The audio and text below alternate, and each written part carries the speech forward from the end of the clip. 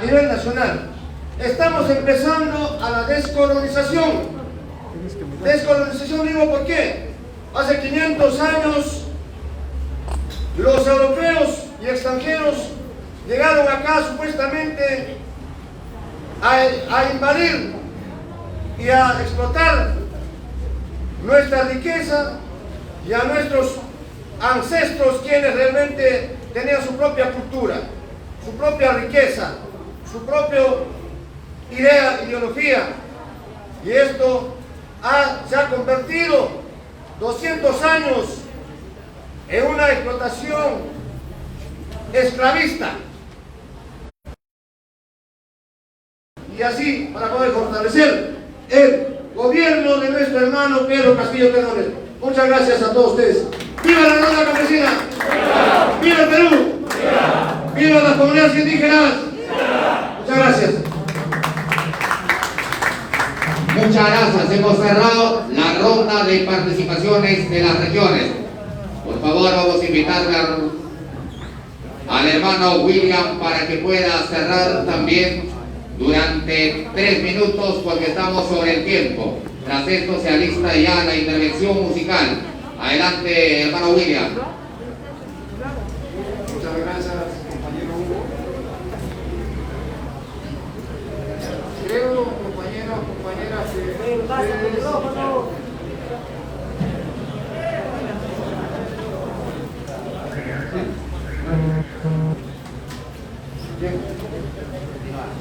quería decir, compañeros, que las diversas intervenciones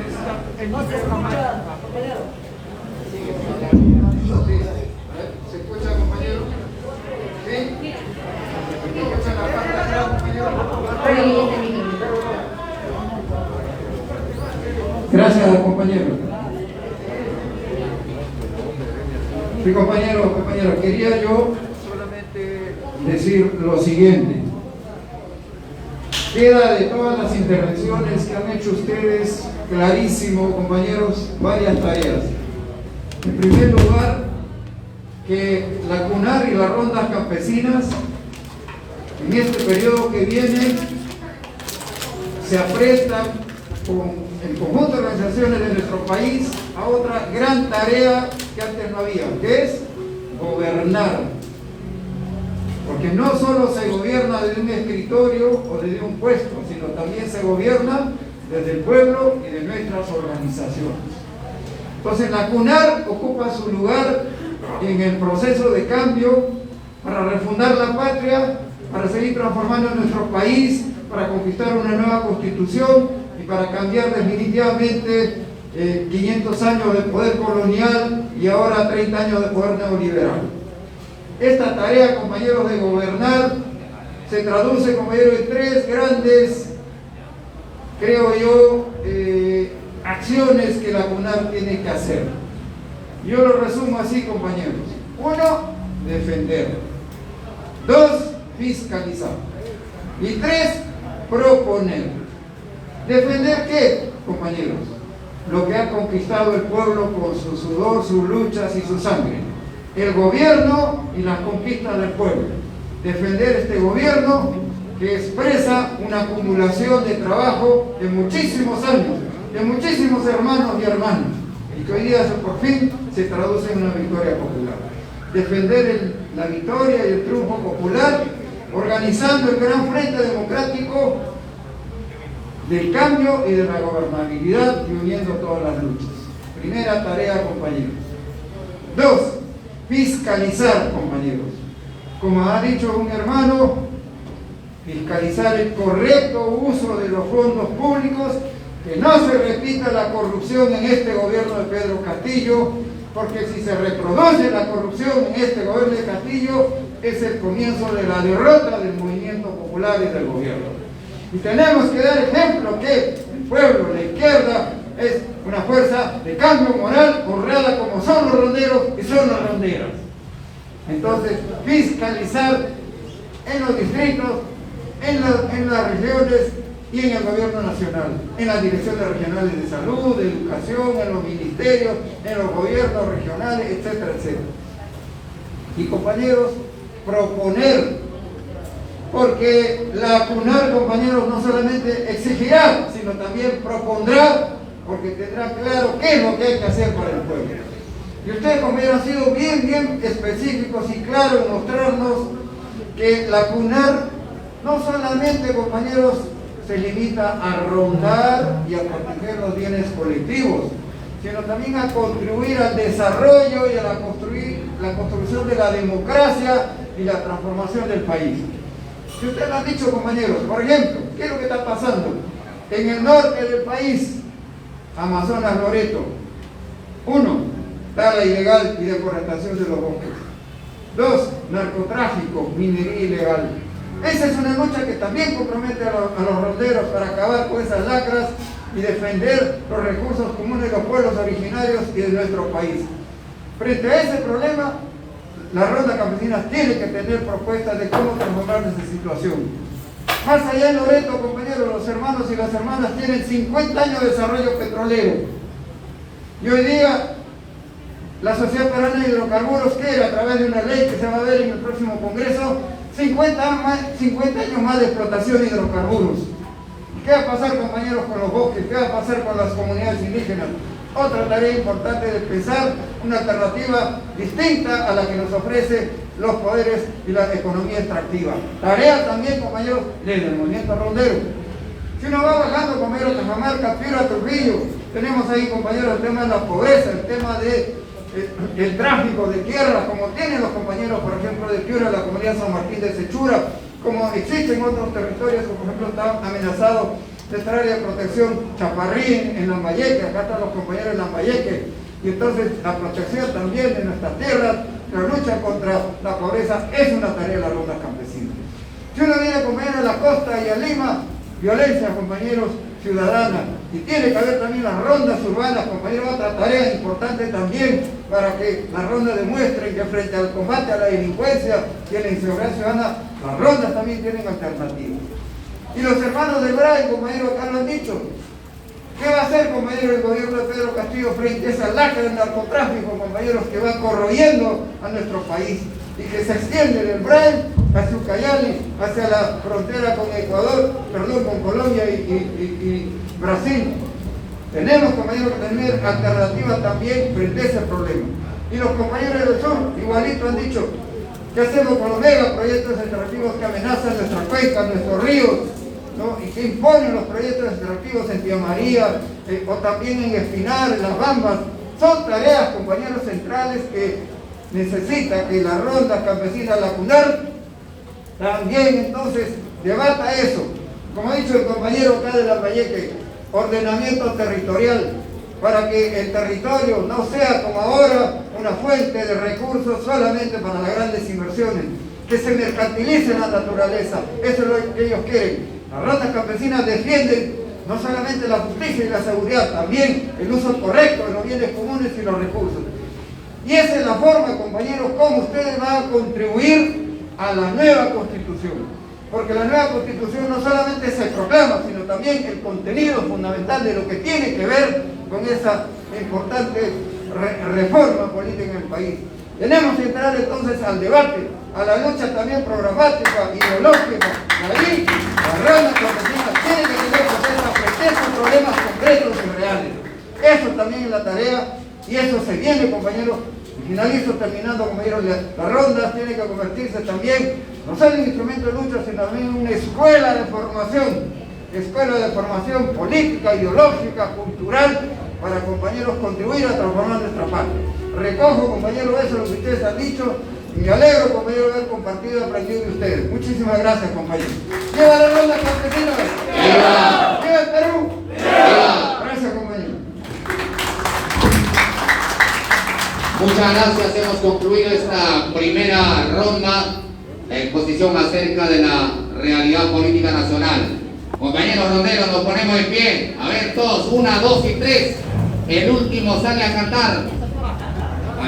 Ya tenemos un cantante. A ver todos levantando sus chicotes para arriba. Van a decir la palabra disciplina rondera. Para acabar con la delincuencia. Para acabar con la mafia. Para acabar con los vendepatrias, para acabar con los que quieren burlarse de la democracia. Fuertes y calurosos aplausos, hermanos.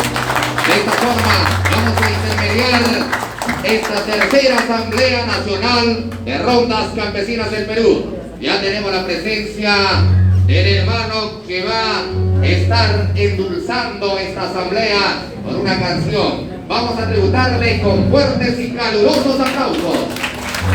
Adelante, hermano, con la interpretación musical.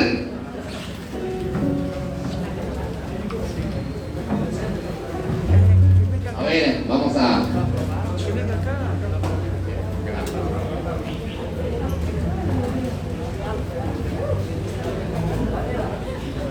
Tengan ustedes muy buenos días, hermanos, hermanas, fronteros.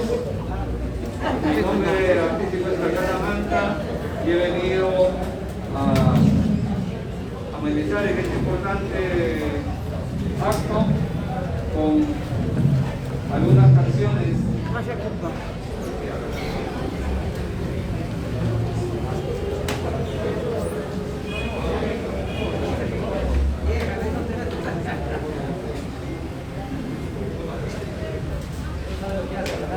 Hola, hola, ¿qué tal? ¿Me escuchan? ¿Sí? Bueno, entonces vamos a empezar con esta canción de la antología de la canción popular de América Latina.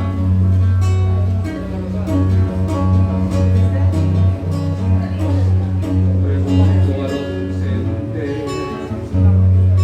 se han puesto a pensar que esta tierra es de vosotros y no del que tenga más.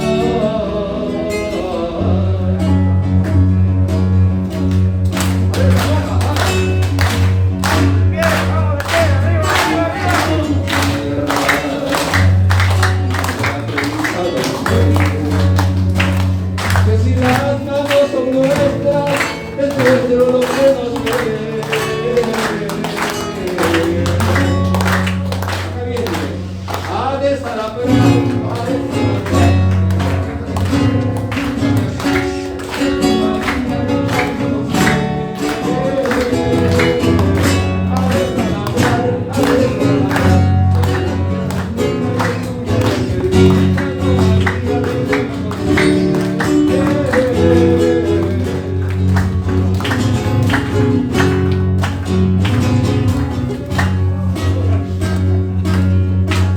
Si molesto con canto que no quiero oír, te aseguro que es un himno a un dueño de este país.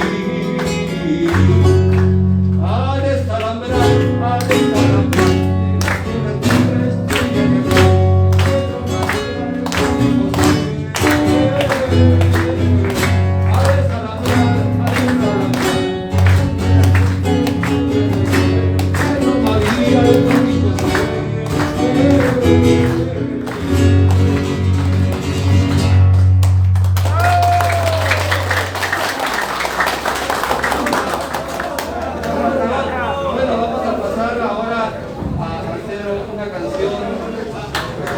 de un gran de la Nauta, me estoy refiriendo a José María Arguedas.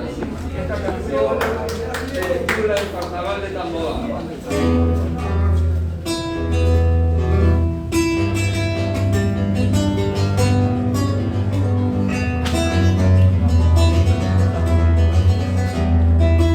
Hemos vendido batatas, Yaguarmayo, Apago, vamos.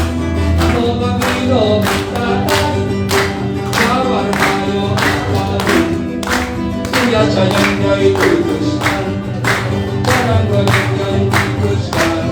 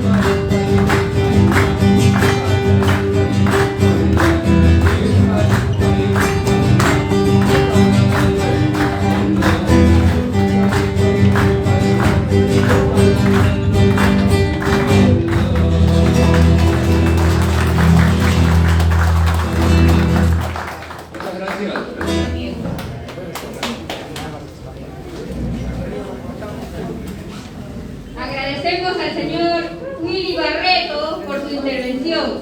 Gracias. Creo que es el grupo Salamanca. Muchas gracias. Un buen aplauso, por favor. Compañeros, no hay que olvidarnos. He escuchado la participación de todas las regiones. No hay que olvidarnos quiénes somos. Somos ronderos. Más de 2,5 millones en 20 regiones. Nosotros tenemos nuestra ley. Nosotros somos autoridades jurisdiccionales. Nosotros somos fiscalizadores. Tenemos que empezar a fiscalizar ¿a quién? A nuestros alcaldes. ¿A quién? A los que hacen las leyes en el Congreso, que ahorita se están choqueando con nosotros, el pueblo. Nosotros podemos fiscalizar a nuestros congresistas. Bueno, hay mucho que atender. Ahora vamos a tener la siguiente participación sobre la situación agraria. Vamos a escuchar otro gran problema que tenemos aquí en nuestro país. Con nosotros está Hugo Cabieses, para que nos hable de la situación agraria nacional. Invitamos, por favor.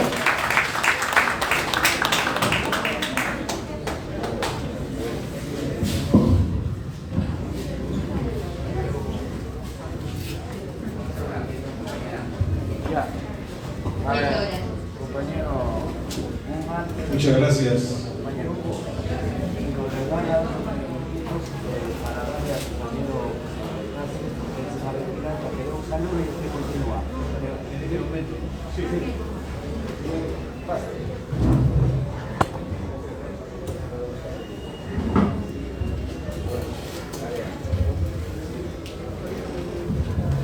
Compañeras y compañeros, muy buenos días y buenas tardes, me parece.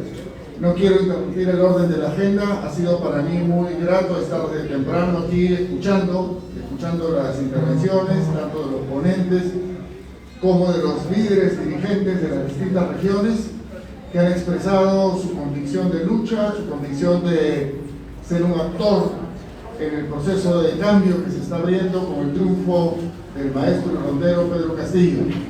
Les transmito el saludo, el reconocimiento del Movimiento Nuevo Perú, de la compañera Verónica Mendoza y de todos los que estamos comprometidos en respaldar este proceso que lidera el profesor Pedro Castillo y en el cual ustedes tienen un rol fundamental. Reitero entonces mi saludo, les agradezco la invitación, haber podido escucharlos y escucharlas, y como siempre estaremos a disposición de ustedes para contribuir a la lucha, contribuir a la organización y contribuir a la formulación de propuestas para lograr la transformación definitiva de nuestro país. Compañeras y compañeros, ¡viva la CUNAR! ¡Viva! ¡Viva el profesor Pedro Castillo! ¡Viva! ¡Viva el Perú! ¡Viva! Gracias.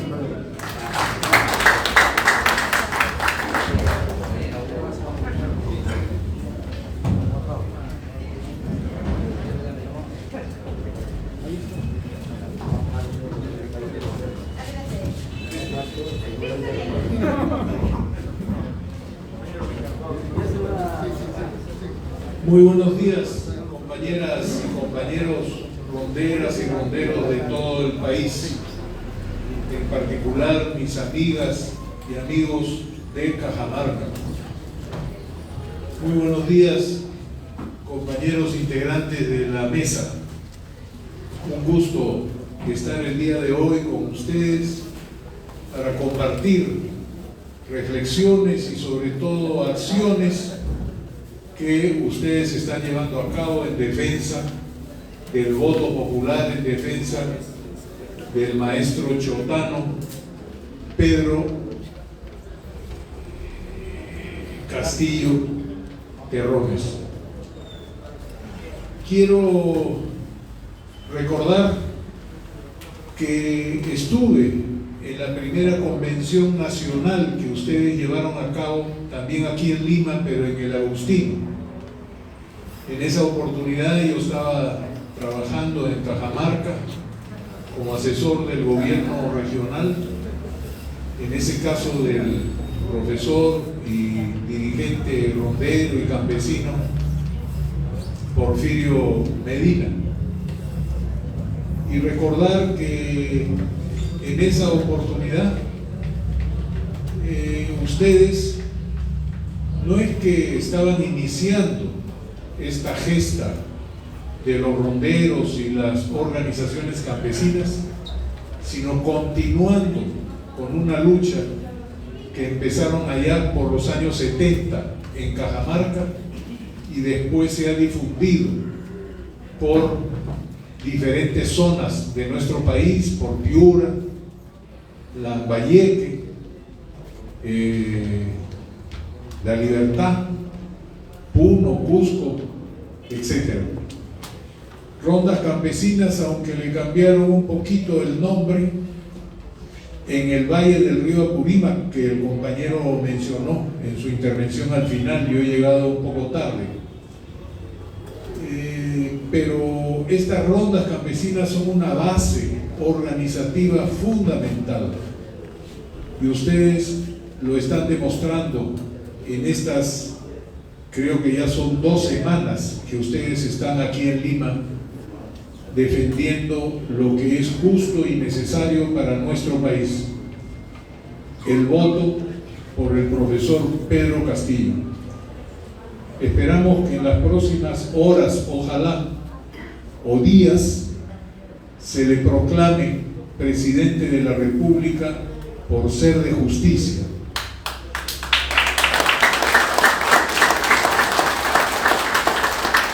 Y que sigamos por el camino de deshacer cada una de las espoletas, de esas bombas que nos ponen en el camino para que el maestro pueda asumir la presidencia de la República el 28 de julio por parte de la señora K y sus mafiosos y mafiosas que la acompañan. Viniendo por aquí, para aquí, vi que frente al Palacio de Justicia, que más bien hay que llamarlo Palacio de la Injusticia, y que ojalá que con el gobierno de don Pedro Castillo podamos ir modificando lo que es ese Palacio de la Injusticia por un Palacio de Justicia, pero por supuesto un palacio que recoja lo que es la justicia comunera y la justicia rondera, que tienen sus propias formas de ejercer justicia sobre los que sacan los pies del plato, sobre los corruptos, sobre los que cometen delitos en sus regiones y en nuestro país. Pero les decía que frente al Palacio de Justicia hay algunos cientos de personas que han cambiado la consigna de "con mis hijos no te metas" con una consigna que ahora la llaman "con mis votos no te metas". Son los partidarios de esta mafia que no quiere perder el poder, de esta mafia que no quiere reconocer la mayoría de los 8.8 millones de personas del Perú que han votado por el profesor Pedro Castillo. Y probablemente dentro de los otros 8.8 millones de votantes por la señora K, hay muchos que probablemente estén con nosotros, pero que se han dejado comprar, se han dejado aterrorizar con este terruqueo, y por eso es muy importante la relación que ustedes puedan tener,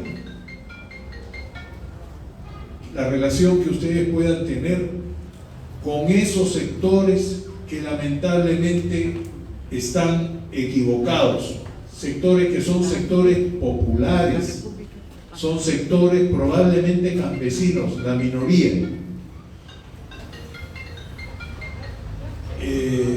y que ustedes establezcan relaciones con ellos para poder recuperarlos hacia lo que son las posiciones del pueblo. Con esta breve introducción, yo quisiera comenzar el tema que me han asignado. El compañero Marino Flores me llamó para decirme que querían que compartiera con ustedes qué cosa es lo que estamos entendiendo, ustedes y nosotros, por esta llamada segunda reforma agraria, y algunos elementos que tienen que ver con el problema agrario, por supuesto. Quiero comenzar con 3 reflexiones que no son mías, pero que son 3 guías para la acción. Una primera, que es, disculpen que lo tenga que leer en este telefonito, porque el compañero Marino me tenía que acercar una cosa impresa, pero parece que no está lista todavía, lo voy a leer de acá. La primera reflexión es de un gran hermano de nosotros, José María Arguedas.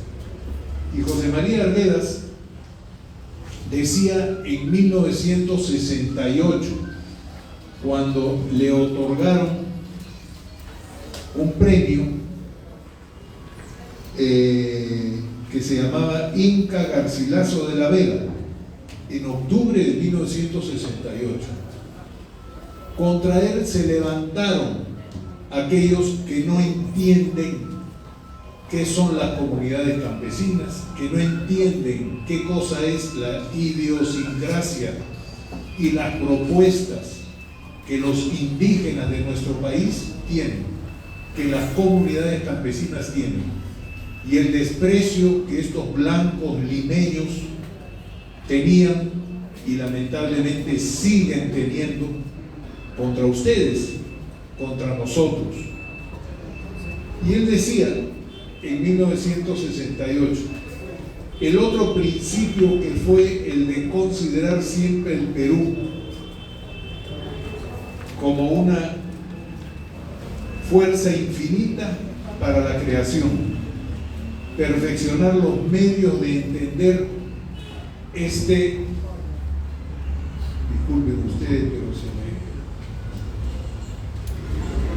Marino, ¿no usará eso que he traído impreso? Porque son 2 cosas que quiero leer. Bueno, vamos a ver si podemos recortando algunas cosas. Y él decía, no hay país más diverso, más múltiple en variedad de terrenos y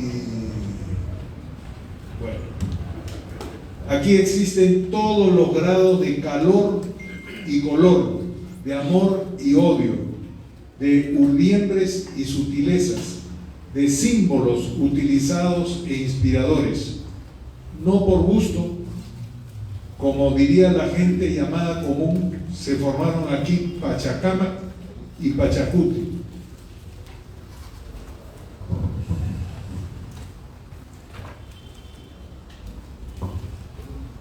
Huamán Poma, Cieza y el Inca Garcilaso, Tupac Amaru, Mariátegui, Egure. La fiesta del Cuyurrí y la del Señor de los Milagros, los yungas de la costa y de la sierra, la agricultura a 4000 metros, patos que hablan en lagos de altura donde todos los insectos de Europa se ahogarían, picaflores que llegan hasta el sol para beberle su fuego y llamear sobre la flor del mundo. Imitar desde aquí a alguien resulta algo escandaloso. Hay un escrito, ustedes búsquenlo en el internet, que se llama No soy un aculturado. Es de José María Arguedas. Es un escrito bellísimo que quería traer a la reflexión ahora. Pero hay un segundo elemento de nuestro amauta, José Carlos Mariátegui. Él decía en 1929, en el prólogo a Tempestad en los Andes, del gran sabio indigenista peruano Valcárcel, Luis Valcárcel. El factor central del fenómeno es la hegemonía de la gran propiedad semifeudal en la política y el mecanismo del Estado. Por consiguiente, sobre este factor es sobre el que se debe actuar si se quiere atacar de raíz un mal del cual algunos se empeñan en no contemplar, sino en expresiones episódicas y subsidiarias. Esto nos dijo el gran amauta José Carlos Mariátegui en 1929. Y una tercera reflexión de un amigo muy poco conocido, porque escribió muy poco, pero vivió lo que es la situación de los pueblos indígenas, fundamentalmente amazónicos, pero también trabajó en la sierra y en la costa.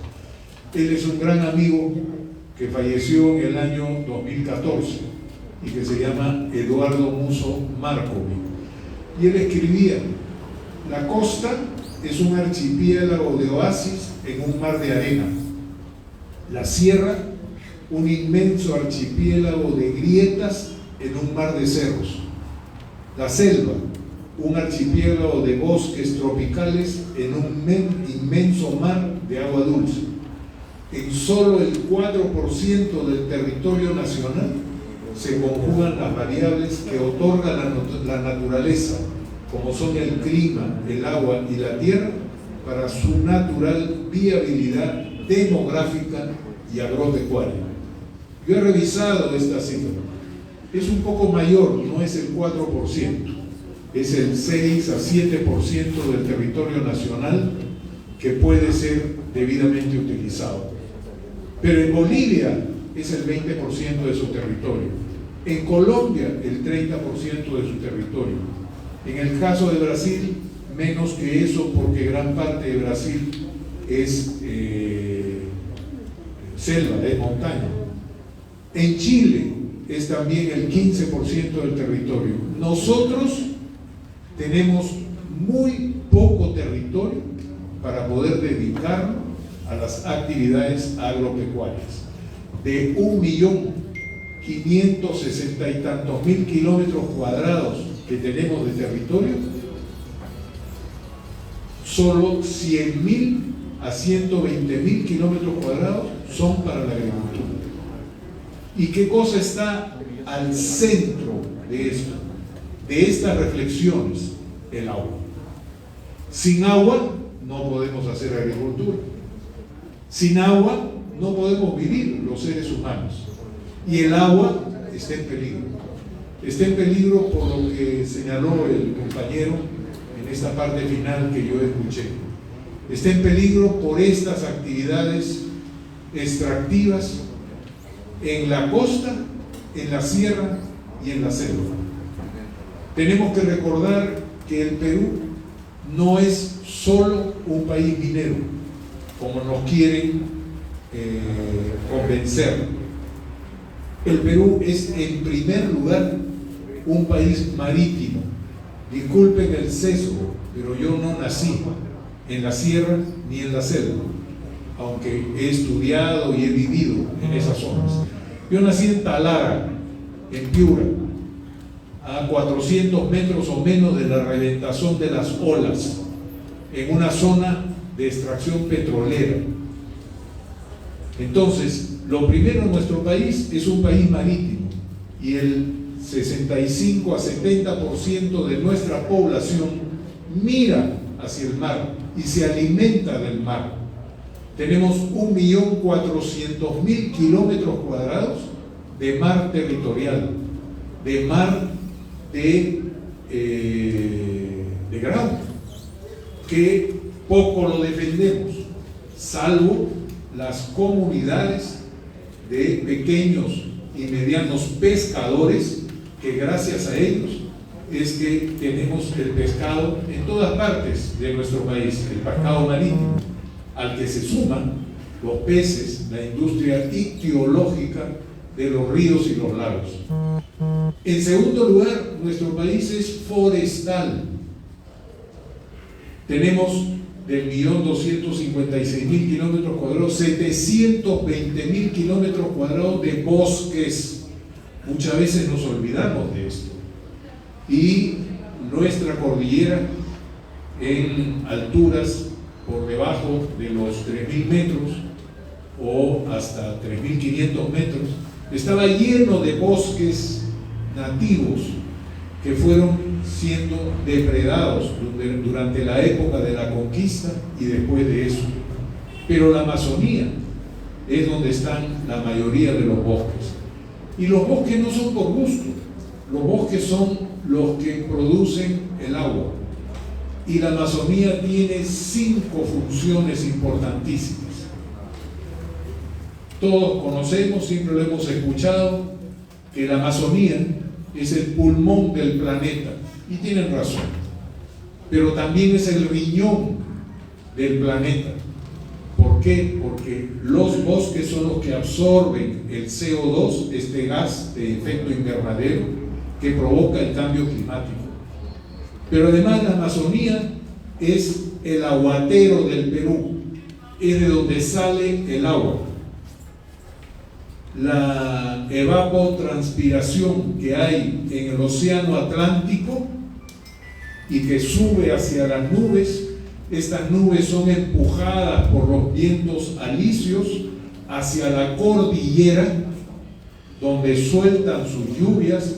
Parte de las lluvias se van hacia la Amazonía y la otra parte se van hacia la costa, y buena parte de esas lluvias son las que irrigan los campos por la vía de secano o de diferentes irrigaciones, pequeñas irrigaciones, lagunas, bofedales, humedales que hay en las zonas de sierra. Entonces nuestro país es un país forestal y la Amazonía tiene esa función. Por lo tanto, hay una estrechísima relación entre... muchas gracias, compañero. No, está suficiente, muchas gracias. Entonces, esta es la realidad. Nuestro país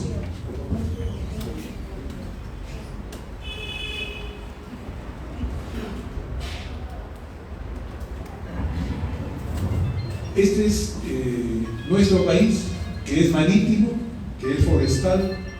En tercer lugar, es agropecuario, agrícola y pecuario. Y ese cuento no se lo voy a contar a ustedes, porque todos los ronderos son agricultores, campesinos. Y buena parte de la población de las zonas andino-amazónicas son bosquecinos, es decir, que viven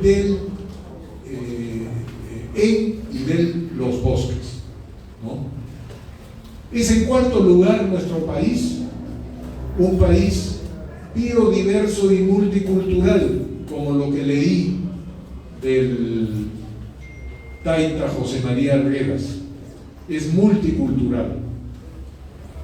Y a partir de ahí es que las propuestas que tenemos desde abajo y adentro, en términos constitucionales, de hacer de nuestro país un país plurinacional, un país multicultural, un país multilingüe. Ojalá, cuando luego de un proceso que no es de corto plazo, esto hay que tenerlo bien en cuenta, de un proceso constitucional para tirar al tacho el actual poder constituido existente, tengamos una situación como la de Chile, en donde una compañera mapuche está como presidenta de la Asamblea Nacional Constituyente, instalada durante esta semana. Seguro han tenido oportunidad de escuchar. Cuando yo la escuché, por supuesto que se me salían las lágrimas de alegría, pero de rabia también por esa idiota, porque no hay otro nombre, blanca y rubia, que estaba justo atrás de ella, mirándola con asco. Ese es lo que había. Y eso en Chile se ha producido. En el Perú tenemos que superar esta situación y lograr, después de un proceso que va a ser largo, en la nueva Asamblea Constituyente, con una correlación de fuerzas que no es la que tenemos ahora. Nosotros tenemos la mitad de los votantes del país. Tendríamos que tener 75% por lo menos, es decir, las 3/4 partes de correlación de fuerzas para poder hacer una asamblea constituyente en donde los pueblos indígenas, los bosquecinos, los agricultores tengan no solo presencia, porque pueden tener presencia y a la larga las posiciones que ellos lleven no salen mayoritarias en las votaciones que se hagan en esa asamblea constituyente. Hay que tener en cuenta que las otras constituciones que se han producido en nuestra América en los últimos 20 años, estoy hablando de la de Bolivia, la de Ecuador, la de Venezuela, eran asambleas, y la de Colombia en 1991, asambleas constituyentes que fueron producto de una enorme correlación de fuerzas, y la de Chile también. Es prácticamente todo el pueblo de Chile, la gran mayoría del pueblo de Chile, que quiere una nueva asamblea constituyente.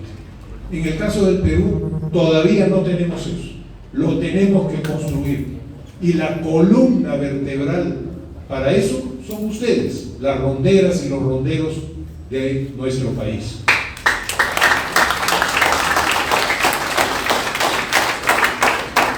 Tenemos que discutir qué creemos.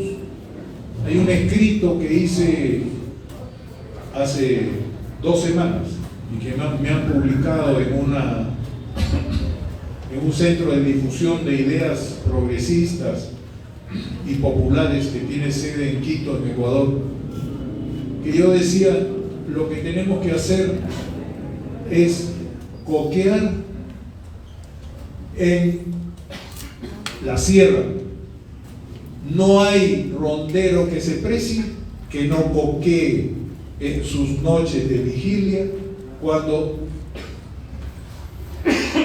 están cuidando sus territorios, cuidándose de las industrias extractivas, en el caso de Cajamarca, de Arequipa, de La Libertad, etcétera, etcétera, porque afectan el agua. Debemos masatear en la Amazonía, tomar masato para conversar con la gente y con ellos elaborar esta asamblea constituyente que el profesor Castillo prometió que debería ser una asamblea que huela a pueblo, una asamblea que se construya desde abajo y desde adentro. Y no hay que dejar de lado la costa, creo que hay que cevichar en la costa, es decir, coquear en la sierra, cevichar en la costa, masatear en la selva, para reencontrarnos o encontrar nuestro Perú real, tratar de explicarnos por qué 8.8 millones de personas votaron por la señora K. Entender eso, tenemos que entenderlo, y cómo hacer para jalarnos a la mitad o a las 3/4 partes de esos votantes que votaron por la señora K, es decir, por la corrupción, comprado con la plata que se robó su padre y ella misma, ¿no? O terruqueados permanentemente para impedir que el profesor sea presidente de la República como todos deseamos. Pero nuestro país también es minero y lo será durante muchos años, nos guste o no nos guste. Este tipo de minería, de ninguna manera, pero de ninguna manera, no podemos continuar con una minería que afecta las fuentes de agua. que deshace las cabeceras de cuenca, que malogra nuestras tierras, que afecta a nuestros hijos y a nosotros mismos cuando vivimos en los alrededores del proyecto minero o incluso en zonas alejadas. Es la minería la que en gran parte está polutando nuestros mares por las cantidades de metales pesados y relaves mineros que se van hacia el Pacífico y que también se van hacia la Amazonía.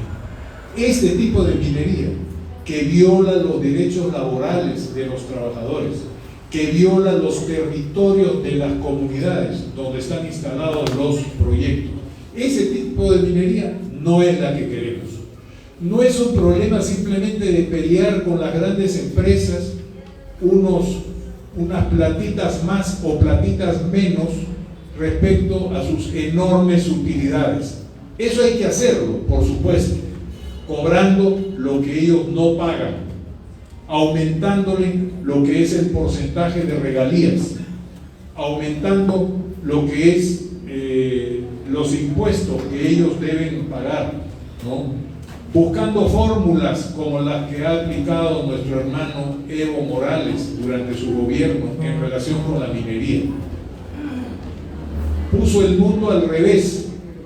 Antes, 70-75% de las utilidades se las llevaban las transnacionales y las grandes empresas. Y la diferencia quedaba en el país. Y con las justas, y casi nunca, llegaba directamente a las comunidades. Volteó el pastel. Vamos a hacerlo al revés. 70-75% de las utilidades vienen para el Estado. Y el Estado se encargará de hacer una distribución adecuada. De eso se trata, compañeros, cuando hablamos de estos temas. Creo que hay 5 temas importantes que ha priorizado el profesor Castillo. Uno de ellos es el que voy a empezar a hablar ahorita, que es el de la reforma agraria. El primer tema es el tema sanitario, para que no estemos en los próximos años con las mascarillas, sin vernos la cara, sin poder darnos la mano, sin poder abrazarnos y besarnos, ¿no? Para superar lo que es la situación sanitaria. Y esa situación sanitaria no se resuelve únicamente con las vacunas. Las vacunas es importantísima, ¿no? Pero no se resuelve solo con eso. Esta situación sanitaria se resuelve a través de las inversiones públicas que hay que hacer en relación con el desastre del sistema sanitario que tenemos y comenzar desde lo que es la atención básica en los barrios, en las ciudades, en los pueblos, en la costa, en la sierra y en la selva. La atención primaria de salud, que se llama. Eso en las inversiones necesarias para poder curar a los que se contagien y se enfermen. No es posible que en un país que tiene un aire tan maravilloso, que está siendo polutado por las industrias extractivas y por otras industrias y el transporte, ese aire le falte oxígeno a la gente y se muera por falta de oxígeno. Hasta el día de hoy hay falta de oxígeno y no estamos preparados para poder encarar la tercera ola y los nuevos virus mutantes que están llegando, como este Delta que se llama. Tenemos que tener las UCIs necesarias para eso y, por supuesto, la capacitación y el número de personal indispensable para poder atender desde los temas de salud. Ese es un primer tema que hay que encarar. No es un tema de mediano plazo, tampoco es de plazo inmediato, en los primeros 100 días, 150 días. Estos temas tienen que ser atendidos de tal manera que no sigamos con los muertos y con los contagiados hasta ahora. Hay un segundo tema. ¿La gente quiere que le regalen plata? No. La gente en general lo que prefiere es empleo. Es necesario reactivar nuestra economía. No somos mendigos ni queremos ser mendigos. El profesor ha dicho no más pobres en un país rico y tiene toda la razón. Queremos reactivar. ¿Reactivar qué? Reactivar a las unidades familiares campesinas, la agricultura familiar.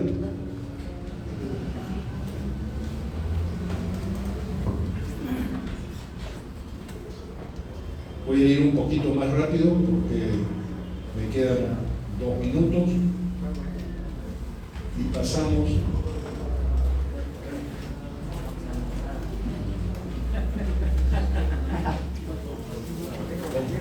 ¿Cómo se usa? Pásame. Sí. ¿Cómo hago para pasar adelante? Ya, perfecto.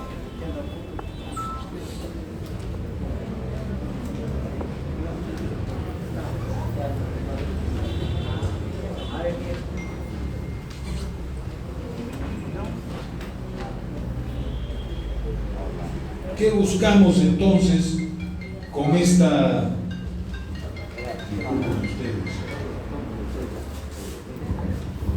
esta segunda reforma agraria que está enmarcada en estos temas que hemos tocado hace un momento?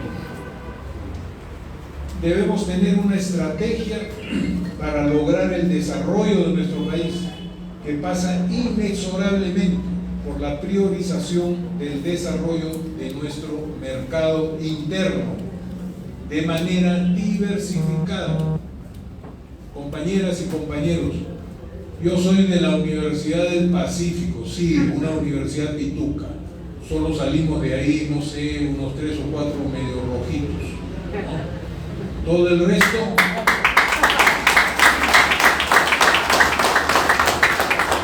Yo siempre digo que mi alma mater es combativa, porque ha tenido varios presos por ladrones, presos por colmeros, presos por golpistas, el caso de Carlos Boloña, ¿no es cierto?, etcétera, ¿no? En esa universidad nos educaron a todos con una X de exportación en la frente. Yo no tengo esa X de exportación. Tengo una M de mercado, una MI de mercado interno. Por eso este asunto de priorizando el desarrollo de nuestro mercado interno y sobre todo diversificado. Un componente fundamental, el desarrollo de la agricultura, toda vez que esta es el sustento para la sobrevivencia y desarrollo del ser humano. Segundo principio de la segunda reforma agraria. Tercero, uno de los objetivos a alcanzar es buscar lograr la seguridad y soberanía alimentaria para nosotros y las nuevas generaciones. Como ustedes saben, no es lo mismo la seguridad que la soberanía. Uno puede asegurar la alimentación explotando minería, sacando los dolaritos de ahí y con eso comprar alimentos fuera de nuestro país. No se trata de eso. Se trata de tener soberanía sobre los alimentos que producimos. Esto no es otra cosa que no depender de la importación de alimentos producidos y subsidiados en otros países, porque ello nos pone en una posición vulnerable frente a potencias mundiales que pretenden mantener el dominio político y económico sobre nuestro país y los países dependientes de ellos. Lo anterior significa que el Estado, la agricultura familiar campesina y nativa, las comunidades campesinas, los pequeñas y medianas empresas agroindustriales deben trabajar en forma conjunta y armónica. Esta reforma agraria, cuando se ha comenzado a hablar de la segunda reforma agraria, ahora va a ser el profesor Castillo que va a comenzar a expropiar tierras, a confiscarlas, como hizo el general Velasco. tienen por qué asustarse. Uno tiene que revisar solamente el censo agrario del 2012 para darse cuenta que la gran mayoría de los que viven del campo son pequeños productores agrarios campesinos y comunidades campesinas. No se trata de expropiar a los pequeños productores ni tampoco a las comunidades campesinas. Y los grandes tienen que ser sometidos a las reglas que el Estado le establezca. Así de sencillo.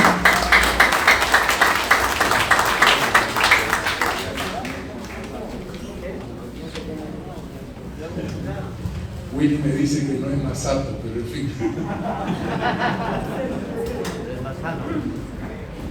Si fuera agüita de coca, un matecito de coca, entonces por la coca misma me aliviaría la garganta. Bueno, debemos pues apuntar en esta gran decisión, evitando que se den las distorsiones que intereses de grandes grupos económicos han generado, queriendo mantener la política del cholo barato, o del rondero barato, o del campesino barato, o del nativo, ni siquiera barato, esclavizado, porque en la Amazonía hay relaciones esclavas. Y acá en Lima metropolitana y en muchas de nuestras ciudades también, trabajo semi-esclavo o directamente esclavo. Estos cholos baratos, respaldados por políticas sin escrúpulos, ocasionando un gran perjuicio a los trabajadores del sector exportador. ¡Ojo! Los amigos chinos están presentes en nuestro país en grandes inversiones mineras, pesqueras, petroleras, agroindustriales, etc. Y lamentablemente los chinos no se caracterizan por tener tres respetos: el respeto a las leyes laborales nuestras, el respeto a la madre tierra y el respeto a los territorios de las comunidades.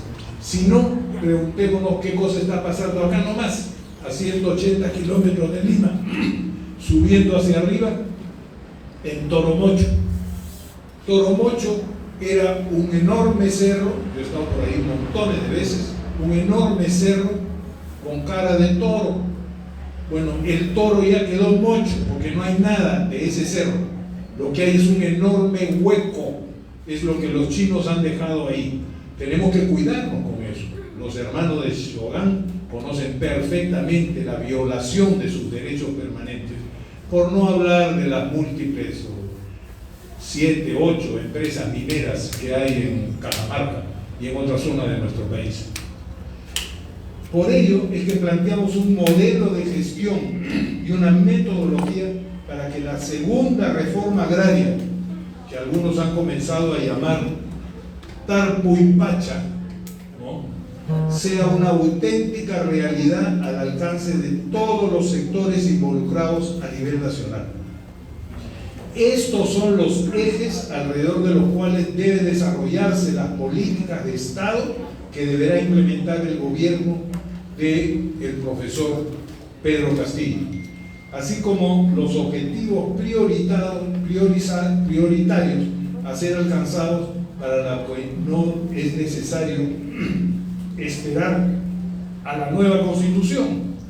Lo que quiero decir con esto es que el proceso constitucional va a demorar todavía, pero mientras tanto tenemos que impulsar este conjunto de medidas que he resumido en lo que sería la estrategia de la segunda reforma agraria, que es una segunda reforma agraria muy diferente que la de Velasco. Como ustedes saben, la reforma agraria de Velasco vino de arriba, no se hizo desde abajo. Desde abajo los campesinos se movilizaron para que esa reforma agraria que se hizo desde arriba se cumpliera. Yo mismo estuve en el año 1971 defendiendo a los compañeros campesinos y marchando con ellos desde Huando hasta Lima, porque se había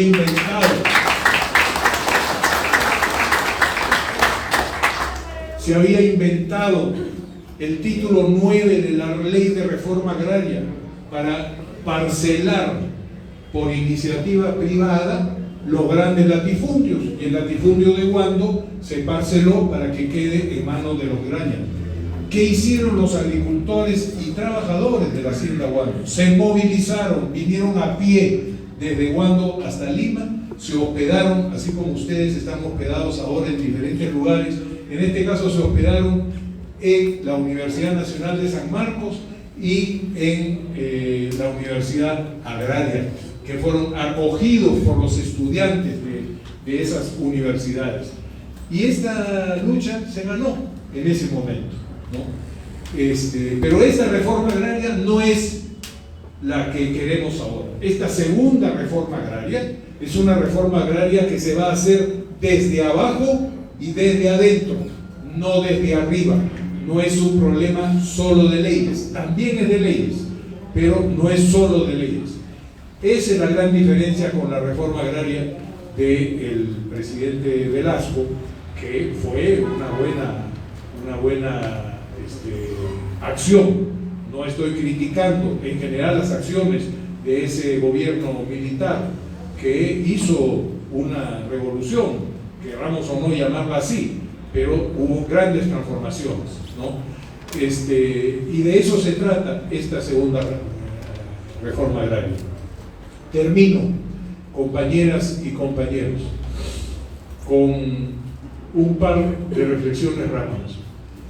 La primera es que continúen en pie de lucha, con sus sombreros, su lápiz, su chicote, eso de todas maneras, porque lo que vamos a tener en las próximas horas, en los próximos días, en los próximos meses y los próximos años es un proceso de gran confrontación, y junto con esas grandes confrontaciones tenemos que ir pensando y aplicando lo que queremos para nuestro país, un país que deje de ser lo que ha sido hasta ahora. Esa es una primera reflexión. Una segunda, de lo cual ustedes son protagonistas, el tema de la unidad. Es gracias a la unidad, a través de la Central Unitaria Nacional de Rondas Campesinas, que tienen esta presencia importante. La unidad tiene que ser mucho mayor. Ayer se convocó a una jornada de lucha. Yo no estuve en las marchas, pero la verdad es que no ha sido tan masiva como hubiéramos querido, y tenemos que sumar muchas fuerzas, que son fuerzas sociales, fuerzas organizadas como la CUNARC, fuerzas políticas también. Eso es lo que ha provocado esta primera vuelta electoral con Pedro Castillo a la cabeza, y la segunda vuelta electoral con el triunfo de Pedro Castillo. Pedro Castillo es nuestro líder actual, y por los próximos 5 años tenemos que protegerlo, tenemos que evitar que suceda lo que ha sucedido ayer, que asesinaron al presidente de Haití. Estoy absolutamente seguro que esa es una movida de la Central de Inteligencia de los Estados Unidos, más allá que su gobierno, algunos dicen que era autoritario, etcétera, lo que quieran, pero él ganó las elecciones hace 2 años, ¿no? Y a la mitad lo asesinaron. Algunos dicen que eso era cosas del pasado, eso se hacía en la década del 70 y del 80. Yo no estoy de acuerdo con el camarada Mao Zedong cuando decía hace 70, 80 años que el imperialismo es un tigre de papel. No es ningún tigre de papel. El imperialismo está vivito y coleando, y va a tratar de destruir el gobierno del presidente Pedro Castillo a través de una estrategia que hay que denunciarla, que la conoce muy bien ese sinvergüenza y narcotraficante que no está preso por sinvergüenza, está preso por sinvergüenza, pero no por narcotraficante en la base naval del Callao, Vladimiro Montesinos, que él conoce bien lo que se llama la guerra asimétrica.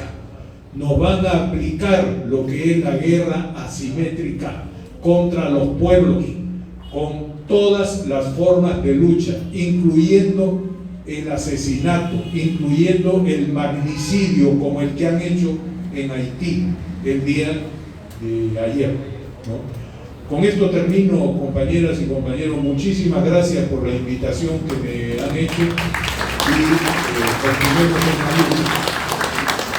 Vivan las rondas campesinas. ¡Viva! Viva el presidente Pedro Castillo. ¡Viva! Vivan los pueblos del Perú. ¡Viva! En la costa, en la sierra y en la selva, vivan todas y todos. ¡Viva! Muchas gracias, compañeros. Muchas gracias. Agradecemos al doctor Cambiases por su participación tan elocuente e inspiradora. Lo que nos toca es seguir luchando por nuestro territorio, por nuestro ambiente y por nuestros derechos. Bien, creo que ya estamos un poquito cansaditos, ¿verdad? ¿Sí o no? Vamos a tener un momento de canto para ponernos un poquito despiertos y seguir con otras intervenciones. Sí, en un momento viene el almuerzo también. Ahí se aplauso, ¿no? Más fuerte. Para el almuerzo se aplaude más.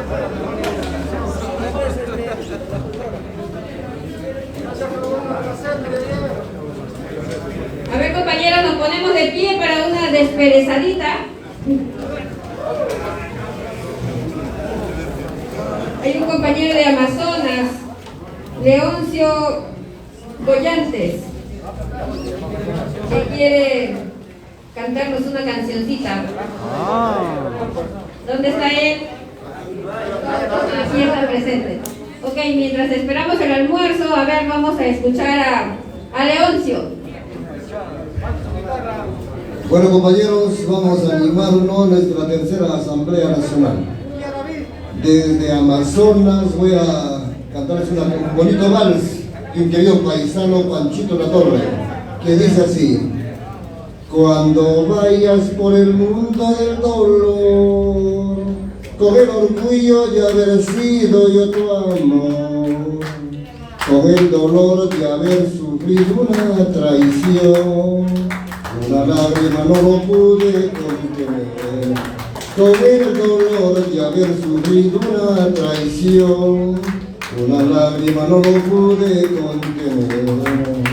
Si al mundo no has sabido apreciar a un alma que jamás te pudo amar, tú quisiste a otro ser que te engañó, que quizá por unos días te amará.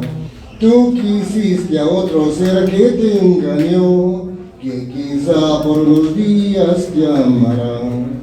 Si algún día tú volvieras hacia mí a implorarme perdón por este error, mi corazón te tendrá que reprochar, por liviano y voluble corazón. Mi corazón te tendrá que reprochar, por liviano y voluble corazón.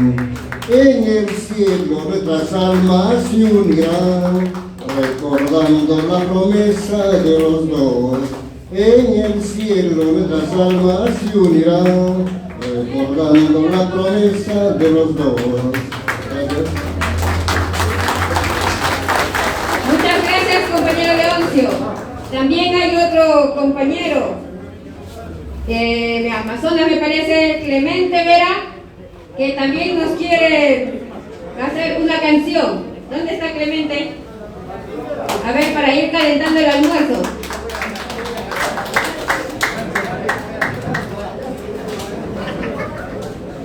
Compañero Clemente. Hola. Bueno, puedes sacarme la mascarilla, porque si no la canción no va a salir clara. A ver, ¿están de acuerdo para cantar Los Ronderos de Amazonas? Bueno, quien les habla es presidente provincial de Rondas Campesinas de Urubamba, Amazonas, de quien inspira canciones, inspira poemas, sino que anoche me tocó mi turno y la mala noche un poco medio nos alejan. Tengo 3 cancioncitas para regalarles en el transcurso del día. Una de ellas he logrado hace momentos, he logrado inspirar una canción, ojalá quede de su agrado. Y si no se ríen, lloran, no importa.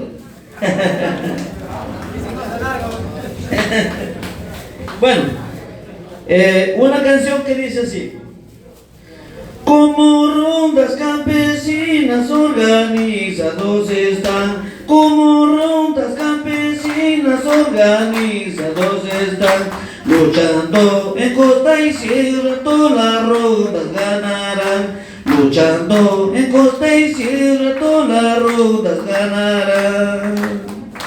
En Cuyumaca de Chota la ronda se inicia, en Cuyumaca de Chota la ronda se inicia, como ronda campesina, ejemplo de justicia, como ronda campesina, ejemplo de justicia. Luchemos por nuestra patria, el país y la nación. Luchemos por nuestra patria, el país y la nación. Queremos un Perú libre, hay que cambiar de constitución. Queremos un Perú libre, hay que cambiar de constitución. Profe Castillo ya ganó un chotanito de corazón, una alegría para el Perú y presidente de mi nación. Profe Castillo ya ganó un chotanito de corazón, una alegría para el Perú y presidente de mi nación. ¡Viva las rondas campesinas! ¡Viva la CUNAR! ¡Viva el Perú! Muchas gracias. Gracias, compañero. Bueno, me dicen que el almuerzo va a estar aquí en unos 20 a 25 minutos. Ya no les esperemos. Y compañeros, hay algo muy importante también que nosotros como ronderos estamos en trabajo. Está aquí la doctora Raquel Irigoyen, que es la asesora legal de la CUNAR, como bien todos sabemos. Nosotros ahora, en este momento, estamos en una batalla con el Congreso para que nos aprueben varias de nuestras leyes que van a beneficiar a nuestra organización. Dentro de ellas, el registro de la personalidad jurídica de pueblos, que es un registro, un libro que nosotros queremos que nos abran en la SUNAR para que podamos registrar a toda nuestra organización. Nosotros ahora solo registramos nuestras organizaciones de base, más no las distritales, ni las provinciales, ni la nacional, y mucho menos la CUNAR. Estamos en un paso para que el Congreso nos apruebe esta ley, pero necesitamos fuerza de nosotros. También tenemos la titulación de propiedad territorial de los pueblos, la coordinación intercultural entre sistemas, que eso también es muy beneficioso con nosotros, y la amnistía de los comuneros y ronderos. Para todo esto, le voy a ceder la palabra a la doctora Raquel para que nos explique y nos ponga en conocimiento de todo lo que estamos pendientes en nuestras leyes en el Congreso. Le paso la voz, doctora Raquel.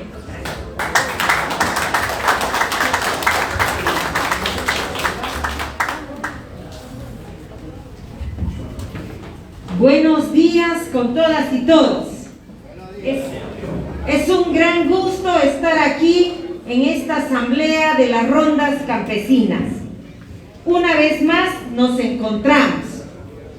Para mí, yo siempre cuento, es un gusto este reencuentro con las rondas, y lo digo a título personal y también en nombre de mi equipo del Instituto Internacional de Derecho y Sociedad, que venimos acompañando todas las luchas de las rondas. Y yo personalmente, desde que los conocí cuando era estudiante en 1984, el siglo pasado, algunos de los jóvenes ni habrían nacido, ¿no? Desde esa fecha, justamente vimos una serie de problemas que tenían, como la persecución, no estaban en la Constitución, no había leyes, y entonces desde ahí hemos venido acompañando esas luchas. Y ahora estamos en el bicentenario, y hay toda una reflexión constituyente que hacer. Pero no, el problema no empieza con el bicentenario. El problema empieza desde hace 5 siglos.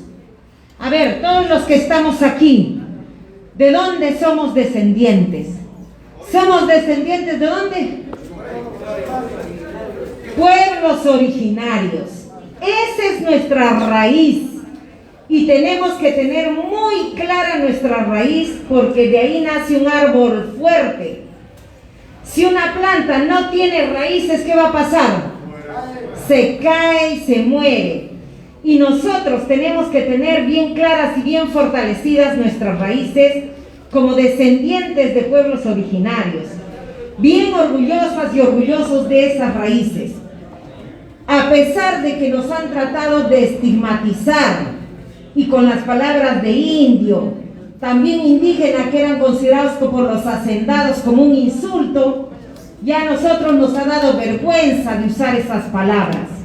Pero eso significa simplemente originario, el que estuvo primero, los pueblos primeros.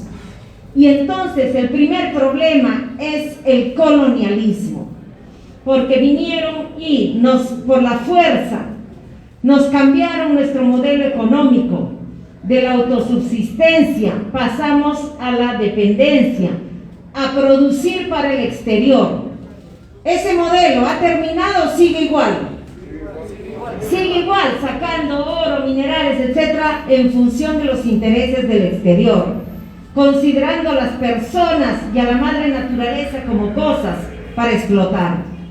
Entonces ahí hay una subordinación política, una imposición militar, una dependencia, una imposición económica, cultural. Eso los lleva a una agenda de descolonización. ¿Ya hemos cumplido esa agenda de descolonización, sí o no? ¿O la economía sigue igual? La clase política nos sigue ninguneando, sigue pensando que los pueblos originarios, el voto rural, el voto indígena no vale nada. ¿Sigue igual esa mentalidad colonial o no? Esa mentalidad colonialista continúa, de imposición, de subordinación. Eso empezó, pero ahí hubo resistencia. Tupac Amaru, Micaela Bastida, los hermanos Katari, en lo que ahora es Bolivia. Siempre ha habido resistencia. Luego, ¿qué hemos tenido? La República. ¿Liderada por quién? Por los puros criollos. ¿Por qué? Porque después de la revolución, el levantamiento de Tupac Amaru, mataron a los curacas, persiguieron a los curacas. Y la independencia entonces ya solo fue liderada por los criollos. Y a los pueblos originarios o indígenas de carne de cañón los utilizaron. Entonces, viene la República y se hacen constituciones, lo que se llaman liberales, copiadas de Francia, de Estados Unidos, de España. ¿Por qué liberales? Tuvieron una cosa positiva. ¿Cuál?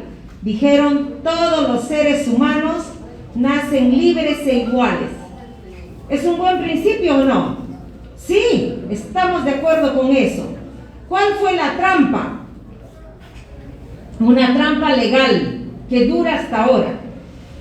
De alguna manera, la trampa legal es que en las constituciones liberales del siglo XIX aquí en América Latina, en un artículo decían, todos los seres humanos nacemos libres e iguales. Y en el otro artículo, ¿qué decían? Solo pueden ejercer derechos los ciudadanos. ¿Quiénes son los ciudadanos? Eran solo los hombres. O sea, la mitad de la humanidad, las mujeres, nos dejaron fuera.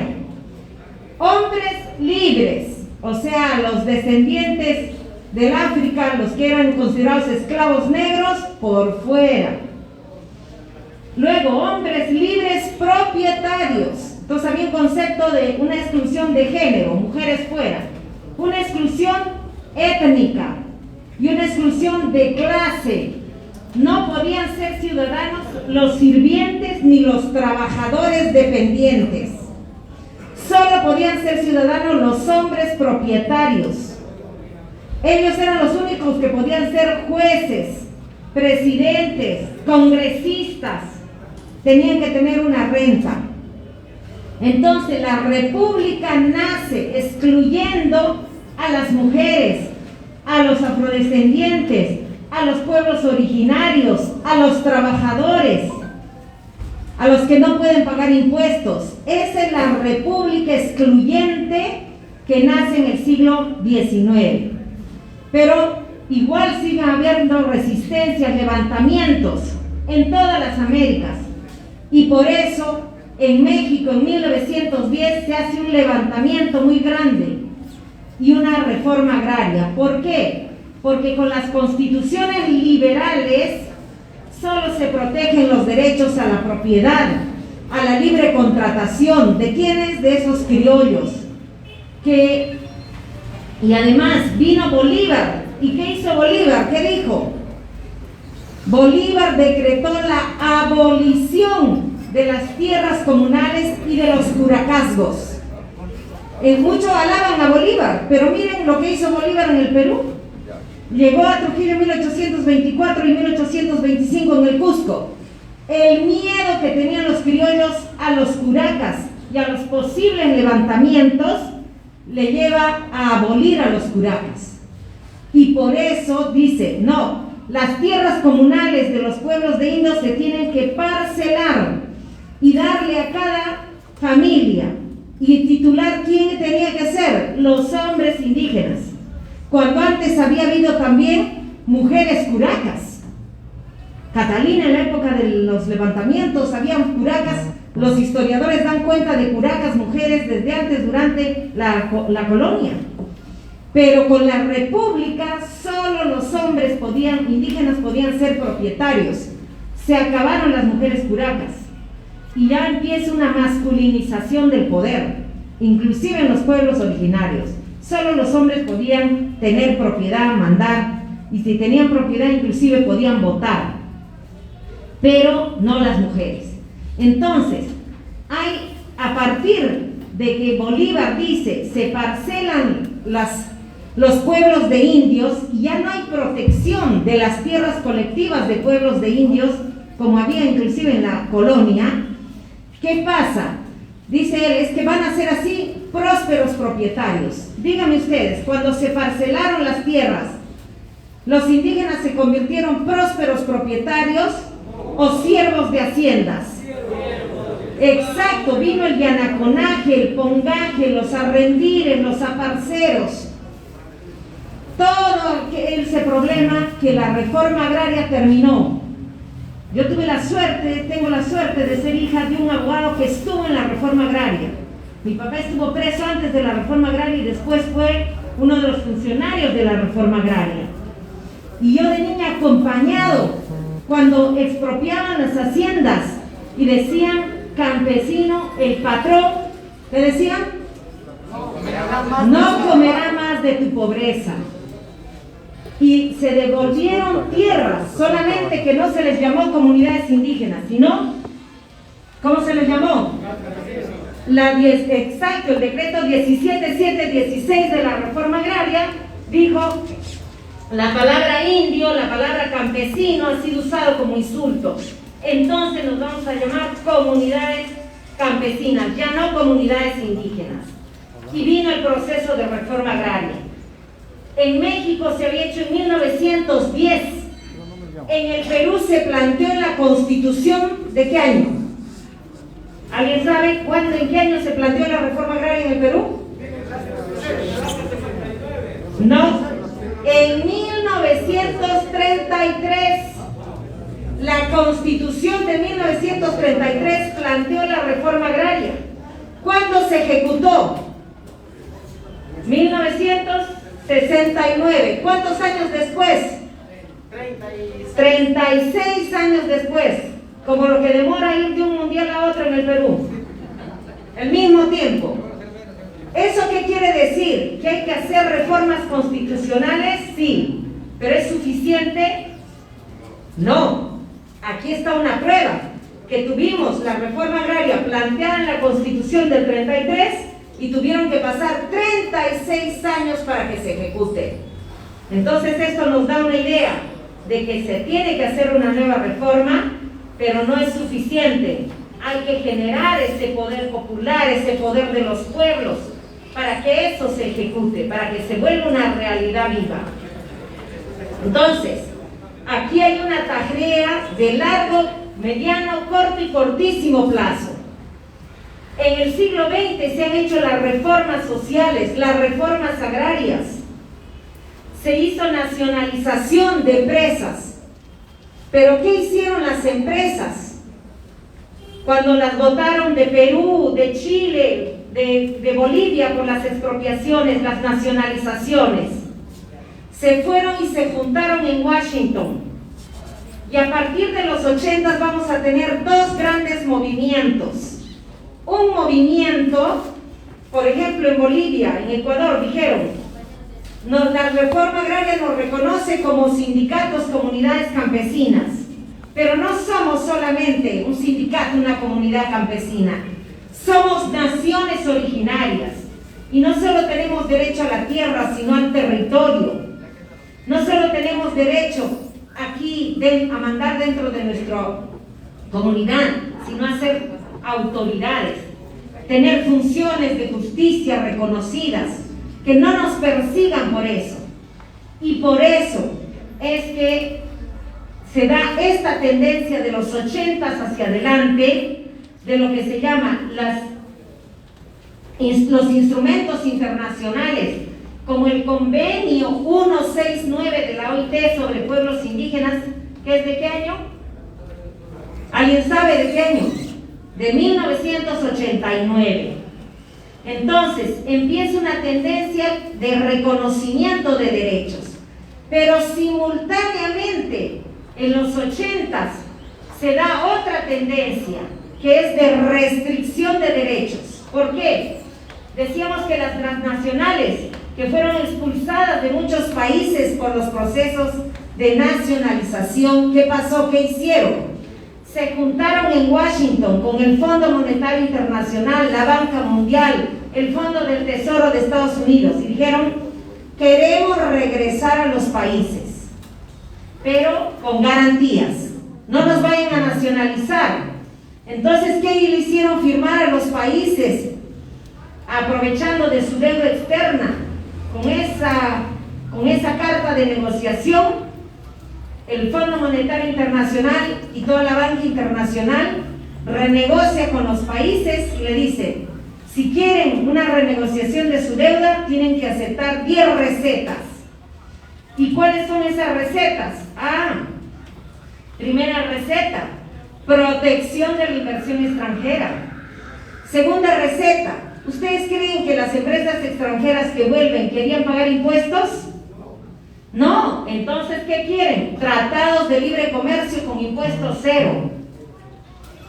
Quieren que les protejan, que no los vayan a nacionalizar. Entonces, tratados de protección de la inversión extranjera. ¿Ustedes creen que las empresas que vienen quieren pagar grandes sueldos a los trabajadores? No, por eso también leyes de flexibilización de los derechos sociales.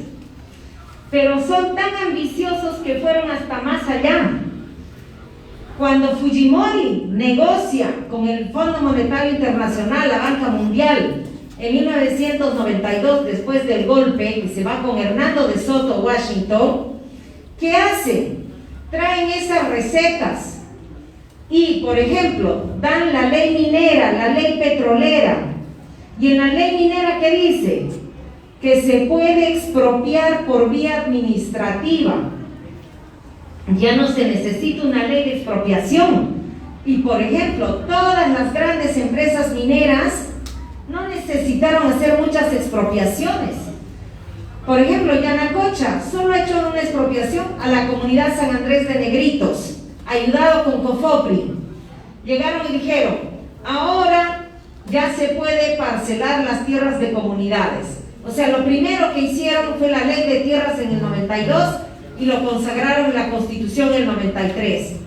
Ya las tierras comunales no son inalienables, se pueden vender. Y además, se pueden vender a las empresas mineras, petroleras. ¿Y qué pasa si no le quieren vender? Eso pasó con la comunidad San Andrés de Negritos en Cajamarca. Dijo, bueno, está bien, vamos a parcelar una parte, y le vendió una parte a la empresa Yanacocha. Pero querían más. Entonces, la empresa fue al Ministerio de Energía y Minas y dijo, aplicando la ley minera del 92 de Fujimori, si una comunidad no quiere vender sus tierras, pido que se le haga la expropiación administrativa y se le paga un monto ínfimo. Por 600 hectáreas pagaron 60,000 soles. ¿Cuánto es eso? 0,1 sol por metro cuadrado. ¿Pueden creer que esto es justo? Y por vía de expropiación le quitaron esas 600 hectáreas que la comunidad San Andrés de Negritos había dicho, esto se quedará para las generaciones futuras. Hasta eso le quitaron. Y de ahí, ¿qué hizo la empresa? Se fue al banco, dijo, ya tengo la propiedad de estas 600 hectáreas. ¿Cuánto creen que le dio el banco por esas 600 hectáreas? Adivinen, digan una cifra. 10 millones, no, le dio 85 millones de dólares. ¿Qué quiere decir? Que la riqueza de las transnacionales en las 3 últimas décadas no es por su trabajo o porque hayan traído capitales, es porque han expoliado las tierras, los territorios en todo el país. Actualmente la concentración de tierras es más alta que antes de la reforma agraria. ¿En manos de quiénes? En la costa, empresas agroindustriales mineras. En la sierra, empresas mineras. En la selva, corporaciones petroleras y agroforestales. Es decir, ha habido una contrarreforma, una reforma agraria al revés en estos 30 últimos años. Entonces, si se necesita ahorita devolver esos territorios, ¿se puede hacer o no? Simplemente se necesitaría aplicar el convenio 169 de la OIT, que obliga la consulta previa al respeto de los territorios. Todo lo que la Corte Interamericana ha dado en sentencias, y se declararía la nulidad de esas concesiones mineras, de esas adjudicaciones de predios, de esa apropiación. Entonces, por eso hay una agenda acá de corto, mediano y largo plazo. Por eso, primero, tenemos que tener bien claras nuestras raíces, que somos descendientes de pueblos originarios. Segundo, que tenemos derechos, y todo lo que el derecho internacional ha elaborado como derechos de pueblos originarios, que a nivel internacional se llama pueblos indígenas, ¿se aplica o no se nos aplica a nosotros? Sí se nos aplica. Inclusive la ley de rondas en el artículo 1 dice que se nos aplica todos los derechos de pueblos indígenas, de comunidades campesinas y de comunidades nativas que nos corresponda y favorezca. Entonces tenemos que conocer y reclamar esos derechos y no permitir que el nuevo presidente diga, no, yo me voy a salir de la Corte Interamericana, no valen los derechos. Al contrario, hay que exigirle que haga cumplir los derechos de los pueblos. Entonces, esta es una agenda de largo plazo o de mediano plazo, cambiar nuestra Constitución, refundar el Estado para que reconozca la participación de todos los pueblos. Y sobre este tema van a hablar en adelante, con la participación de las mujeres, de los pueblos, de los sectores que siempre han estado excluidos. Y hay una agenda de corto y cortísimo plazo. ¿Qué está pasando con este Congreso que está todavía y que no se va? Ahí cuando entró, así ustedes, las rondas citaron a los congresistas aquí, el presidente Santos, vinieron como más de 20 congresistas y ahí se hizo una agenda legislativa y se le planteó por lo menos 4 leyes urgentes, que no solamente están las rondas, sino que están también 8 organizaciones más.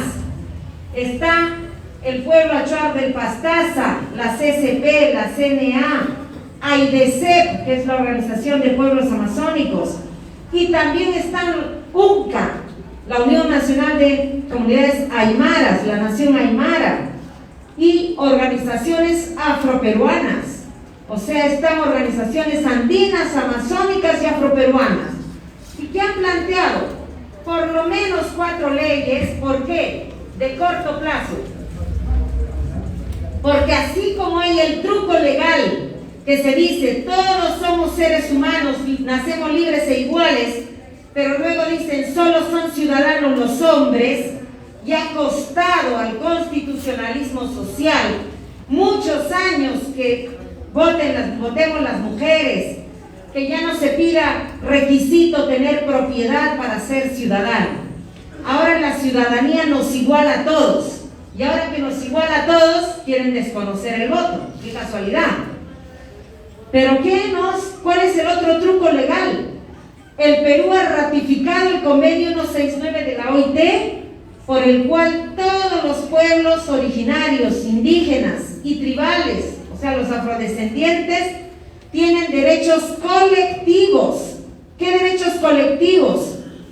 A funcionar como una entidad, es lo que se llama ser sujeto de derechos. ¿Qué significa eso? Tener personalidad jurídica. ¿Qué más?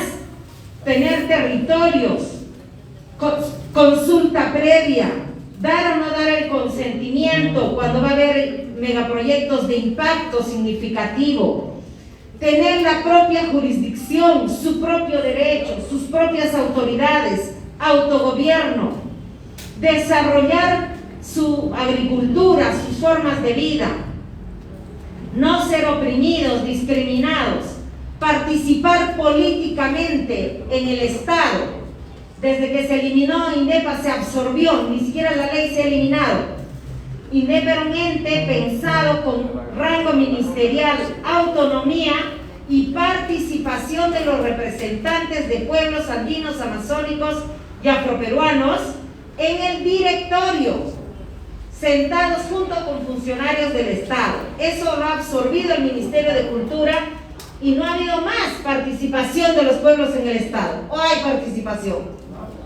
No hay. Nuestro país es el más atrasado de la región. En todos los países vecinos, los pueblos originarios y afrodescendientes tienen cupo en el Congreso. ¿En el Perú hay cupo en el Congreso para los pueblos? Nada. Y a pesar de que el artículo 191 de la Constitución dice que los pueblos originarios tienen derecho a participar en los gobiernos regionales y locales, ¿tienen un cupo ahí en los gobiernos regionales? Tampoco. ¿Qué quiere decir? Que hay derechos que no se están cumpliendo. ¿Y cuál es el truco para que no nos dejen cumplir? Por ejemplo, para participar en el Consejo de los Gobiernos Regionales, ¿qué dicen? Se necesita personalidad jurídica inscrita. Para defender los territorios de los pueblos, ¿qué les piden? Personalidad jurídica inscrita. En el caso de las rondas campesinas, ¿tienen personalidad jurídica, sí o no? Sí, desde la ley 27908. ¿Pueden inscribir su personalidad jurídica? ¿Solamente quiénes? Las rondas de bases, de comunidad, de caserío, de centro poblado. ¿Puede inscribir su personalidad jurídica una ronda distrital, provincial, regional, la CUNAR? La CUNAR podría tener su propio local. Imagínense que pueda carnetizar a sus 2 millones de miembros, con que paguen 5 o 10 soles, creo que era su plan. ¿Cuánto dinero tendría para poder gestionar? Tendría sus equipos de abogados, sus equipos de economistas, podría gestionar su forma de desarrollo, podría tener su propio plan de gobierno. Pero se dan cuenta de eso y entonces, ¿qué le impiden? No, pues le dan personalidad jurídica a esos niveles, no le permiten crear una ley que permita ese registro, porque saben que eso es lo que le posibilitaría desarrollarse legalmente, porque si va, por ejemplo, Santos y 5 compañeros a abrir una cuenta bancaria y recibir dinero de 2 millones de personas, ¿qué le van a decir? Lavado de activos. Ya está hecha la trampa para eso. Por eso es que este es el truco contemporáneo: exigir la personalidad jurídica registrada en los registros públicos y simultáneamente negarla. Porque si no le exigieron no habría problema. El problema es que le exigen. Las rondas de Carabaya les iban a dar una casa rondera. ¿Podían inscribirlo a nombre de la ronda provincial? No, porque no tenía personalidad jurídica registrada. Ese es el truco legal. El derecho crea estos trucos, como la ciudadanía, etc. Y entonces hay que entender esos trucos. ¿Para qué? Para revertirlos. Y por eso, una primera cuestión, una primera ley que se pidió fue esta ley de registro de la personalidad jurídica de pueblos. ¿Para qué? Para que los pueblos indígenas como el pueblo Achuar, el pueblo Cañaris, no sé si hay aquí algo ahorita de Cañaris. Cañaris está en 3 distritos y pueden creer que hasta ahora no tiene título de su propiedad territorial. Entonces, por eso lo primero, como personalidad jurídica de pueblos, que permita a los gobiernos regionales facilitar que los pueblos puedan tener su personalidad jurídica y luego registrarla en la SUNAT. Y a las rondas, que ya pueden registrar rondas locales, puedan también registrar las rondas provinciales, regionales y la nacional. Y solo una ronda por base, para que no vengan rondas falsas, ¿no? Como la CONAC u otras, que encima se están haciendo pasar por ronderos y están escalando posiciones políticas. Segundo, una ley, entonces el primer proyecto de ley es el 6699. ¿En qué estado está? Primero, que demoró mucho tiempo para que el congresista la presente. Lo presentaron 16 congresistas gracias al primer plantón nacional el 30 de noviembre del año pasado.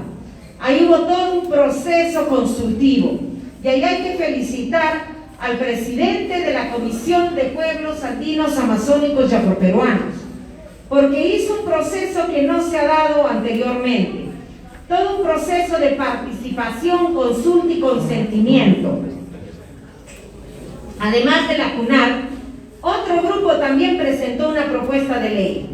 Y el presidente de la Comisión de Pueblos convocó a todas las partes y durante 6 meses se llegó hasta el consentimiento de un texto que se presentó el 30 de noviembre del 2020.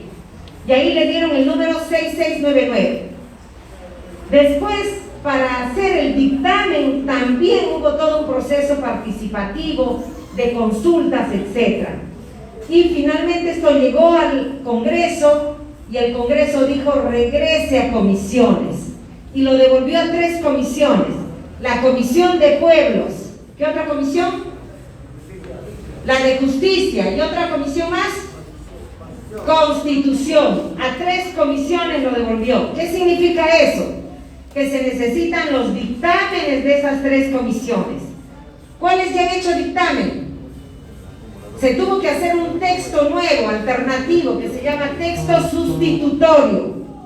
Y ese texto fue aprobado en la Comisión de Pueblos el lunes pasado, el 28 de junio. La Comisión de Justicia, falta que apruebe ese dictamen. Y hay que exigirle que apruebe el mismo texto sustitutorio. ¿Por qué? Porque ese texto, trabajado con la Comisión de Pueblos, ha contado con la participación, consulta y consentimiento de los pueblos. En cambio, la Comisión de Justicia no ha escuchado a nadie, o alguno de ustedes les ha escuchado. No, entonces no puede modificar ese texto. Y falta que la Comisión de Constitución se ratifique y haga un dictamen diciendo yo me inhibo, porque no hay ningún asunto constitucional en cuestión. Y además ellos habían planteado que se pronuncie la de justicia, y hay que exigirle a la Comisión de Justicia que este lunes que viene, en su reunión que tiene semanal, dictamine. Esas son las tareas urgentes que hay ahorita.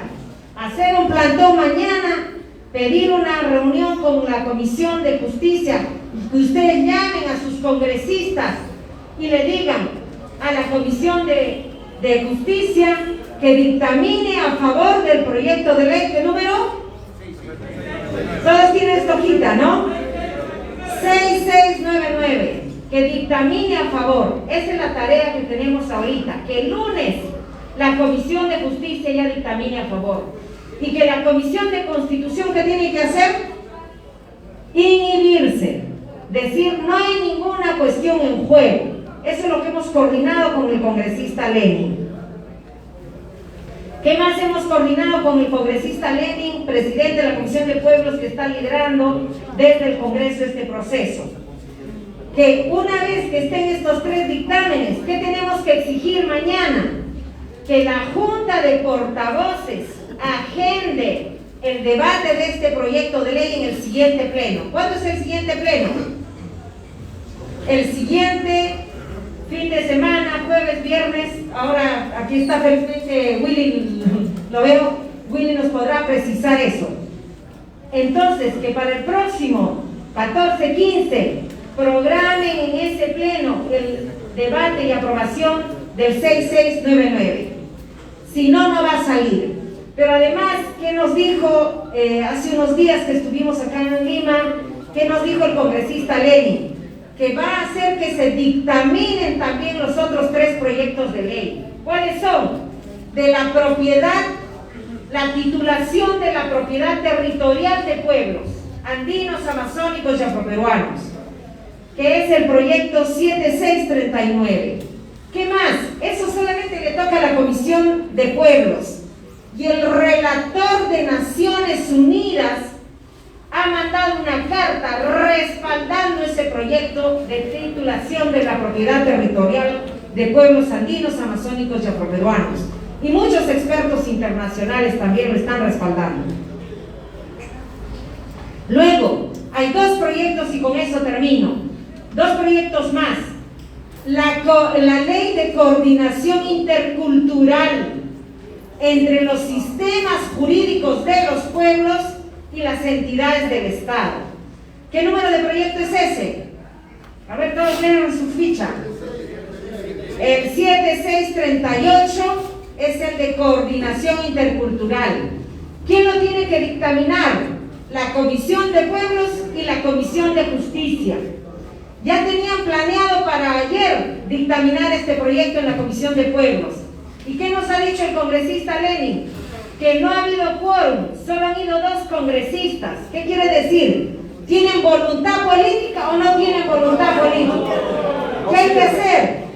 Hay que llamarlos a los de la Comisión de Pueblos, que vengan, que asistan a su reunión, ya sea este sábado o el próximo martes, y que dictaminen a favor de la ley de coordinación intercultural, de la ley de titulación de la propiedad y de la 4ª ley, que es la 7637, amnistía para todos los ronderos, comuneros que están presos, perseguidos injustamente por administrar justicia o por defender los territorios. ¿Es necesario o no? Exacto, esta es una lucha y este es el cortísimo plazo que tenemos en nuestra agenda. Entonces, que esta agenda legislativa de los pueblos sea dictaminada y sea aprobada por lo que queda de este Congreso. ¿Lo podrían hacer? ¿Lo querrán hacer? Hay que generar esa voluntad política, que nos sientan, que sientan a los pueblos.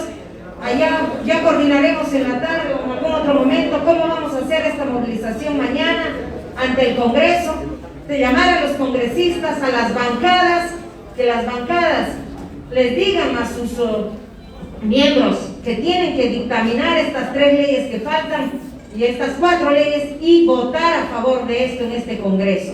Esa es la tarea del corto plazo. Y yo quiero devolver el micrófono, simplemente también aquí en el corto plazo, todos ustedes están aquí defendiendo el voto de los pueblos. Pero también hay que exigir al que ha ganado esta elección que venga aquí, que dé la cara. Miren que está usando lo que se llama el capital simbólico de las rondas. Cuando le dicen usted ladrón, ¿el que dice? No puedo ser ladrón porque soy rondero. Cuando le dicen usted es corrupto, ¿qué dice él? No puedo ser corrupto porque soy rondero. Cuando le dicen usted es terrorista, ¿el qué dice? No puedo ser terrorista porque soy rondero. ¿No es cierto? Está usando el capital político de las rondas. Entonces, ¿qué tiene que hacer? Darle la cara, comprometerse. Pero ahí lo han visto en fotos con la CONARC. Bueno, entonces ahí es muy importante que le hagan firmar también esa agenda que se le leyó en la reunión virtual, que se comprometa con esta agenda, que garantice que va a respetar los derechos de los pueblos. Él en su programa no ha mencionado nada de los pueblos originarios. Eso hay que exigirle, la jurisdicción indígena, la jurisdicción especial, ¿no? Los territorios, devolver las tierras que les han quitado en estos años las empresas, sin consulta, sin consentimiento. Entonces hay que exigirle que se comprometa a cumplir el convenio 169 de la OIT, ¿no es cierto? Que restituya la participación de los pueblos, la destrucción del INDEPA, y no un viceministerio, será en dado caso por lo menos un ministerio. Entonces hay toda una agenda que él también se tiene que comprometer en este corto plazo. Está bien venir acá y defender ese voto, pero también hay que exigirle que cumpla. Bueno, muchas gracias y viva la ronda campesina. ¡Viva la agenda de la descolonización! ¡Viva la agenda legislativa del pueblo! ¡Viva la agenda legislativa del pueblo! Muchas gracias a la doctora